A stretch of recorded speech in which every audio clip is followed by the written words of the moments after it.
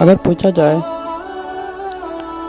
تو انسان کا سب سے خطرناک دشمن کون ہے؟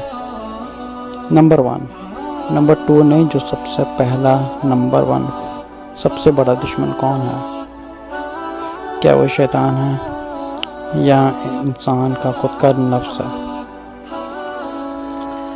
اچھا، اگر آدم علیہ السلام کی کہانی میں دیکھا جائے تو جب اللہ تعالیٰ نے حضرت آدم علیہ السلام کو بنایا تھا تو فرشتوں اور ابلیس کو سب سے کہا تھا کہ آدم علیہ السلام کو سجدہ کرو۔ اچھا، سجدہ کرنا تو ایک علامت ہے، ایک سمبل ہے، لیکن اس کے بہت سے مطلب ہیں، جیسے کسی کو فالو کرنا یا اوبے کرنا، کسی کی فرما برداری کرنا، تو بہت سے اس کے مطلب ہیں سجدہ کرنے کے۔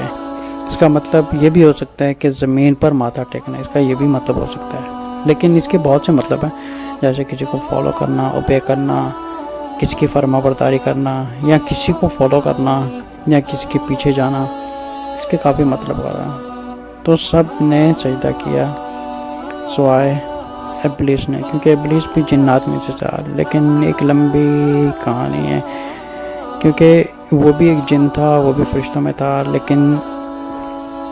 لیکن بہت زیادہ عبادت کرنے کی وجہ سے اس میں ایک نیچرلی انر ایگو پیدا ہو گیا تھا۔ اس ایگو کی وجہ سے وہ بہت زیادہ پاپولر ہو گیا تھا جنات میں اور فرشتے میں۔ تو جب اللہ تعالیٰ نے ان سے کہا کہ تم آدم کو سجدہ کرو، تو سب فرشتوں نے کیا سوائے ابلیس کے، اس نے نہ کر دیا۔ پتہ تو اس کو تھا، لیکن ایک اندرونی اب یہ پوچھا جائے کہ ابلیس کو کس نے بھٹکایا تھا کہ اس کے اندر تکبر آیا؟ کس نے بھٹکایا تھا؟ کیا کوئی اور شیطان تھا؟ کوئی اور شیطان نہیں تھا، اس کو اپنے ہی نفس نے بھٹکایا تھا۔ پھر جب اس کو اپنے نفس نے بھٹکایا، پھر جا کے اس نے اللہ تعالیٰ سے کہا کہ میں نے پوری انسانیت کو گمراہ کروں گا۔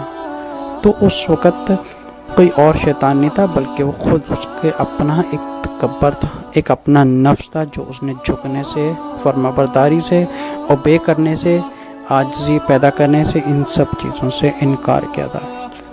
ان سب انکار کی وجہ سے تو اس کو کس نے بھٹکایا تھا؟ وہ کوئی اور ابلیس تو نہیں تھا، بلکہ وہ خود بھی ایک جن تھا، لیکن اس کی بہت زیادہ عبادت کرنے کی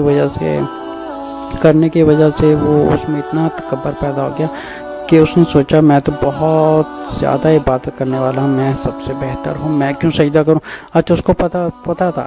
اچھا، ایک اور بھی چیز دیکھے تو وہ بھی ایک اللہ کی عبادت کرنے والا تھا۔ یہ بات بالکل سچ ہے، کیونکہ اس نے جتنی بھی اللہ تعالیٰ سے مہلت مانگی تھی، سب میں ایک لفظ کہا تھا، یا ربی یا ربی یا ربی، اے اللہ، اے میرے رب تو مجھے یہ مہلت دے، اے میرے رب تو مجھے یہ مہلت دے۔ تو اللہ تعالیٰ نے فرمایا جا گرانٹڈ، میں نے تجھے دے دی مہلت، تجھے جو کرنا کر۔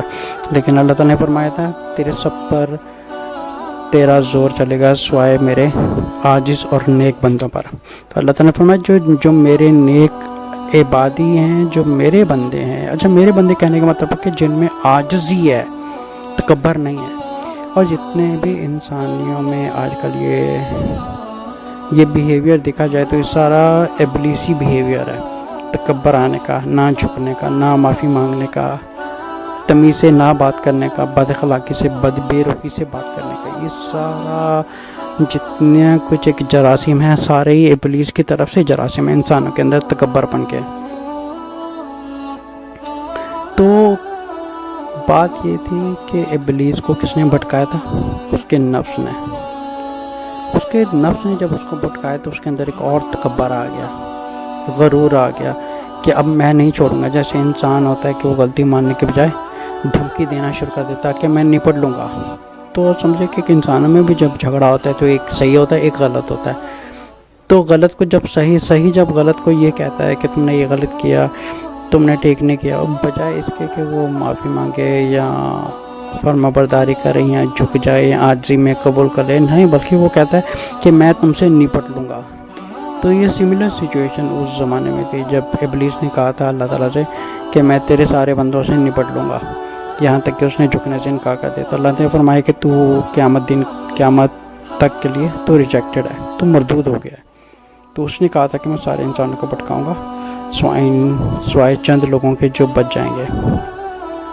انسانوں کا جو سب سے بڑا دشمن ہے وہ اس کا خود کا نفس ہے، اور نفس کو توڑنے کا صرف ایک ہی علاج ہے، اس کے علاج کے علاوہ کوئی اور شفا ہے ہی نہیں، وہ ہے اللہ کا پاک کلام قرآن۔ جو انسان قرآن پڑھے اس نیت سے کہ اس میں شفا ہے تو اس کے نفس کو ضرور شفا آئے گی۔ جس نفس میں اللہ کا نام نہیں ہے تو ایک نیچرل سی بات ہے، دیکھیں نفس میں یا تو اللہ کا نام ہوگا یا تو پھر شیطان ہوگا، کیونکہ نفس دونوں کے ہاتھ میں چلے گا تو وہ جم کرتا رہے گا، یا تو نفس شیطان کے ہاتھ میں ہوتا ہے یا اللہ تعالیٰ کے ہاتھ میں ہوتا ہے۔ تو یہی اگر سورۃ بقرہ کی آیت نمبر 208 میں پڑھیں تو اللہ تعالیٰ فرماتے ہیں یا الذین آمنوا ادخلوا فی السلم کافۃ ولا تتبعوا خطوات الشیطان۔ اللہ تعالیٰ فرماتے ہیں یا الذین آمنوا، اے ایمان رکھنے والے۔ اچھا، ایمان رکھنے والے کون ہیں؟ جو یہ چیز قبول کرتے ہیں کہ یہ قرآن اللہ تعالیٰ کی کتاب ہے۔ ادخلوا فی السلم کافۃ، اپنے آپ کو پورا قرآن پر سرنڈر کر دو اور شیطان کے کسی قدم پر مت چلو۔ اب یہ جتنا قرآن ہے سارا نفس کے خلاف ہے، ہم جتنا نفس کے خلاف جائیں گے شیطان کی اتنی ہی طاقت ٹوٹے گی۔ یہی چیز کہی گئی۔ اس وقت جتنی دنیا میں جتنے بھی بربادیاں ہو رہی ہیں، جتنے فتنے فساد ہو رہے ہیں، جنگیں ہو رہی ہیں، تکبر پن ہو رہے ہیں، سب کچھ ان ساری چیزوں کی فساد کی جڑ انسان کا نفس ہے۔ ساری گھروں کی بربادی کی جڑ نفس ہے۔ دو ملک آپس میں لڑ رہے ہیں، اس کی بنیاد بھی اس کی بنیاد اور جڑ بھی نفس ہی ہے۔ سارے فساد کی جڑ کروانے والا صرف نفس ہے۔ تو ہم سب سے پہلے کیا کریں؟ اپنے نفس کی اصلاح کریں۔ اچھا، نفس کی اصلاح کبھی نہیں ہو سکتی جب تک اس کو پراپر میڈیسن نہ ملے۔ اس کو اگر پراپر میڈیسن ملے گی تب جا کے اس کی اصلاح ہوگی۔ اگر نفس کی اصلاح ہوگی تب جا کے انسان کی پازیٹیو سوچ بنتی ہے۔ اگر پازیٹیو سوچ بنے گی تب وہ زندگی کا اور آخرت کا اس انسان کو نیچرلی آٹومیٹکلی اس طرف چل پڑے گا۔ لیکن اگر نفس قرآن سے ہٹا ہوا، اگر نفس شیطان کے ہاتھ میں ہے تو یہ ہو ہی نہیں سکتا کہ انسان کی زندگی میں برکت آئے یا بہتری آئے۔ سب سے پہلے وہ سوراخ بند کرنا ہے۔ وہ سوراخ کہاں سے شیطان بھٹکاتا ہے؟ وسوسے کے ذریعے سے۔ وسوسہ کیا ہوتا ہے؟ ایک انسان بیٹھا ہوا ہے، کچھ کام کر رہا ہے، بیٹھے بیٹھائے اس کے دماغ میں یا اس کے کان میں ایک آواز آتی ہے یا اندرونی آواز ہوتی ہے، اس کو کہتے ہیں انر وائس کہتے ہیں، تو اس کو انگلش میں کہتے ہیں ڈیول وسپر۔ یہ ڈیول وسپر جو ہوتا ہے ایک شیطان کی طرف سے ہوتا ہے، لیکن یہ ایک عام کامن مسلمان کے لیے یہ ڈفرینشیٹ کرنا بہت مشکل ہوتا ہے کہ یہ جو وسوسہ ہے یہ پازیٹیو ہے یا نیگیٹو ہے۔ اب جس انسان کی عبادت میں وقت کم گزر رہا ہے، اب ظاہر سی بات ہے اس کا جو وسوسہ ہوگا وہ شیطان کی طرف سے ہوگا۔ اب اس کو جو وسوسہ ہوگا اس کو یہ نہیں کہے گا کہ تو جا کے 5 وقت نماز پڑھی، آدھی رات کو اٹھ کے تو تہجد پڑھو۔ تو ظاہر سی بات ہے اس کے دماغ میں اس کو بیوقوف بنانے کے لیے، پزلنگ کرنے کے لیے، تو اس کے بیٹھے بیٹھائے اس کے دماغ میں کمیونیکیشن شیطان اندر سے کرتا رہتا ہے۔ تو بات کہاں سے شروع ہوتی ہے؟ سوچ کہاں سے بنتی ہے؟ ایک وسوسے سے۔ اب وسوسہ کہاں سے آتا ہے؟ اگر اس دل سے آتا ہے۔ اگر نفس میں قرآن نہیں ہے تو نیچرل سی بات ہے کہ نفس شیطان کے ہاتھ میں ہے، تو اس نفس کی اصلاح کبھی نہیں ہو سکتی جہاں پر اللہ کا کلام نہ ہو۔ انسان میں جتنا تکبر پن ہوتا ہے، بڑا پن ہوتا ہے، ان سارے فساد کی جڑ صرف نفس ہے۔ تو ہم پہلے اپنے نفس کی اصلاح کریں۔ جب ہمارے نفس کی اصلاح ہو جائے گی تو ہماری زندگی خود بخود آٹومیٹکلی ایک اچھائی کی طرف، بہتری کی طرف چلنا شروع ہو جائے گی۔